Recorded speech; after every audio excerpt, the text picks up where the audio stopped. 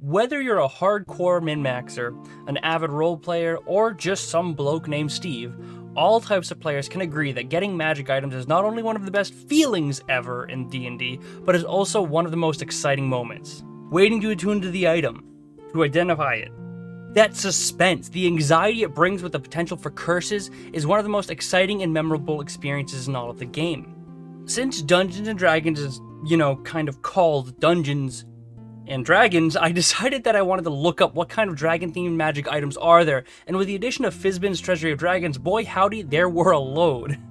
This video in particular is about the hoard magic items that can be found in Fizban's. If you're interested in other magical items and spells, I did make a video prior to this that I've linked in the description box below for you to check out. But without further ado, let's go ahead and jump on into the content. Now, dragon hoard items are items that are essentially steeped in draconic magical power. Items that have been a part of a dragon's hoard for so long that they've soaked up some of the latent dragon's natural magical energy and imbued that item with that powerful magic. I'm not going to bore you with all the rules for this stuff, but essentially the older the dragon, the more powerful the item can become. Hoard items have 4 different states, which are effectively different rarities of the item. There are Slumbering, which is the uncommon variant, Stirring, which is the rare variant, Wakened, which is the very rare variant, and the Ascendant, which is the legendary variant of the item.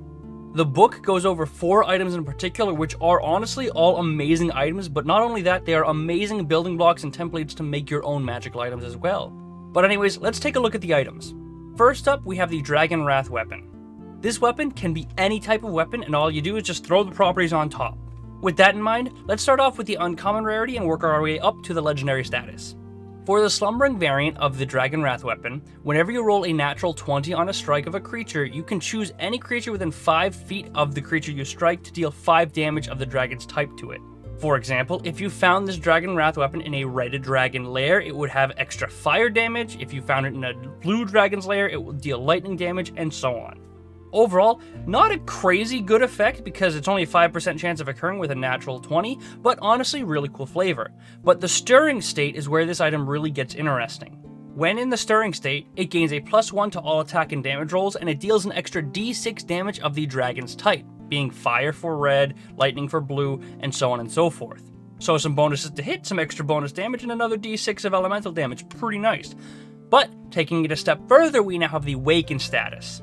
The Waken status grants you a +2 to all attack and damage rolls, gives you +2d6 extra bonus damage, and effectively grants a Dragon's Breath type ability, dealing 8d6 damage of the dragon's type on a failed dex save within a 30-foot cone. This can only be used once per day, but considering all the other bonuses you get with this item, it's pretty strong. But finally, we have the legendary Ascendant status of this item, which effectively grants a +3 to all attack and damage rolls, an additional 3d6 damage, increases the range of your breath weapon by 60 feet, and increases the dex save to an 18, and increases the damage of that breath weapon to 12d6 instead of 8d6. Needless to say, it is a pretty powerful weapon. And since you can kind of drop these properties on any weapon that's been in a dragon's lair, it's pretty versatile too. But next up on the list we have the Dragon Touched Focus. Effectively a spellcaster variant, it's a spell focus usable by casters that increases their power depending upon the age of the dragon that had the item. In its Slumbering state, it grants advantage on all initiative checks, which honestly doesn't sound too great until you remember that this is for spellcasters. And honestly, spellcasters almost never get good initiative rolls, which is why that makes this bonus pretty good. The Stirring state grants one of 3 different properties depending upon the type of dragon that had the item, being chromatic, gem, or metallic. If the item was in a chromatic hoard, essentially any spell that you deal damage with deals an extra d6 damage of that dragon's type. Again, that's just some extra damage, which is pretty nice, but compared to the other variants, I actually think that's the worst possible one you could get. A Gem Dragon Focus allows you to teleport up to 15 feet anywhere around you after you cast a spell, which, in my opinion, is absolutely busted. Being able to teleport anywhere around you within 15 feet might not be very far, but that mobility is insane considering you're going to be casting spells every round anyways. And a Metallic Dragon Focus allows you to effectively use your reaction to give any creature within 30 feet of you advantage on any saving throw. Now, obviously, all 3 of these bonuses are great, but you might see why I think the damage is probably the worst version. Now, the Wakened state actually works similar to the Stirring state, only it's a little bit different than just giving you static bonuses. It allows you to cast one spell per day from the focus for free, and those spells vary depending upon the type of dragon you found the focus with. A chromatic dragon allows you to cast either Hold Monster or Rhyme's Binding Ice. A gem dragon lets you cast either Rari's Telepathic Bond or Ralothim's Psychic Lance, and a metallic dragon's focus allows you to cast Fizzban's Platinum Shield or Legend Lore. Obviously, all very different spells with their own unique purposes and use cases. Finally, the Ascendant State. Once per day, whenever you cast a spell of 1st level or higher, you can effectively upcast that to 9th level. I don't think I need to explain that one. Next up, we have the Dragon's Vessel, which is effectively a magical drinking glass. Now this item, in my opinion, is potentially the most game-breaking, at least for lower level characters, and highest level characters. You'll see what I mean in a second. Essentially, it provides a free potion, and these potions vary depending upon the rarity of the item. The reason I think it's so strong is because in its most basic state, the Slumbering or the Uncommon version, it effectively grants you a free potion of healing or climbing. Needless to say, a free potion can be pretty clutch, particularly at lower levels, but since it's in the uncommon state, it's not too far-fetched that you might find this item on a lower level character. And for every state above Slumbering, effectively you get access to more potential potions. Stirring State allows you to create either a Fire Breath or a Greater Potion of Healing. Awakened State allows you to create a Potion of Flying or a Superior Potion of Healing. And the Ascended State allows you to create a Supreme Potion of Healing or a Potion of Dragon's Majesty. Now, a Potion of Dragon Majesty is on my list for one of the most game-breaking magical items ever created, and it in itself is a legendary magical item. And the Ascendant Dragon's Vessel grants you a free Potion of Dragon's Majesty every single day. In case you are unaware, a Potion of Dragon's Majesty turns you into a freaking adult dragon. So with this item, you could not only become a fully grown adult dragon of a varying color, but you could do it every single day. I feel like I have to make a public service announcement about this. If you're a DM, never give the Ascendant version of this item to your players.